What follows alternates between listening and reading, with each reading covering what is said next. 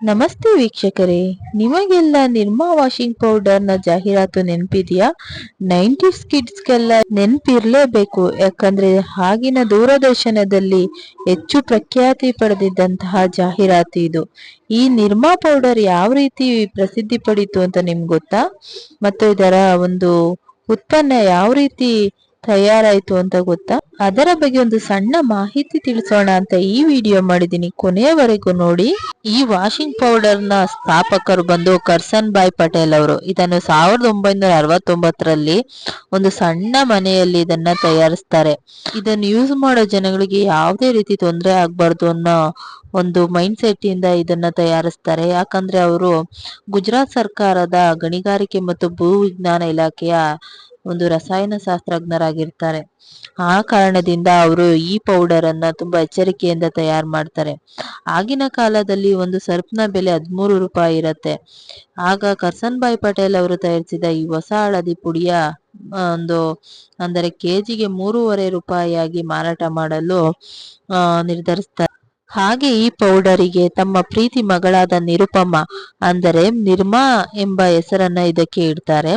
ಅವರು ಸುಮಾರು 15 ಕಿಲೋಮೀಟರ್ ದೂರದಲ್ಲಿರುವ ಕಚೇರಿಗೆ ಸೈಕಲ್ ನಲ್ಲಿ ಹೋಗಿ ಬರ್ತಾ ಸುಮಾರು ದಿನಕ್ಕೆ 15ರಿಂದ 20 ಪ್ಯಾಕೆಟ್ಗಳಷ್ಟೇ ಮಾರಾಟ ಮಾಡಲು ಅವರಿಗೆ ಸಾಧ್ಯವಾಗ್ತಿತ್ತು. ನಂತರ ಮನೆಮದ್ದಾದ ಈ ಪೌಡರ್ ಗುಜರಾತಿನಾದ್ಯಂತ ಪ್ರಖ್ಯಾತಿ ಪಡ್ಕೊಳ್ಳುತ್ತೆ. ಹೀಗೆ ಗುಜರಾತಿನಲ್ಲಿ ಪ್ರಖ್ಯಾತಿ ಪಡೆಯುತ್ತಿದ್ದಂತೆ ಈ ವಾಷಿಂಗ್ ಪೌಡರ್ ನಿರ್ಮಾ ಕಂಪನಿಯು ಕೆಲವು ನಷ್ಟಕ್ಕೆ ಒಳಗಾಗುತ್ತೆ. ಆಗ ಕರ್ಸನ್ ಭಾಯ್ ಪಟೇಲ್ ನವರ ಮನಸ್ಸಲ್ಲಿ ಈ ಜಾಹೀರಾತಿನ ಒಂದು ಐಡಿಯಾ ಬರುತ್ತೆ. ಆಗ ಆಗಿನ ಕಾಲದಲ್ಲಿ ದೂರದರ್ಶನದ ಮುಖಾಂತರ ಈ ವಾಷಿಂಗ್ ಪೌಡರ್ ನಿರ್ಮಾದ ಒಂದು ಜಾಹೀರಾತನ್ನು ಬಿಡ್ತಾರೆ.